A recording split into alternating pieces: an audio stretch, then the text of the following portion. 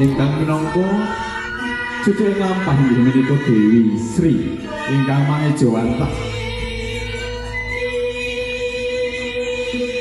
ing sawingipun para-para ingkang ngasta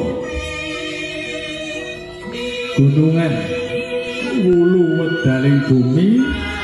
saking tigang wilayah sepisan saking wilayah sisih wetan kaping kalih saking wilayah sisih kileng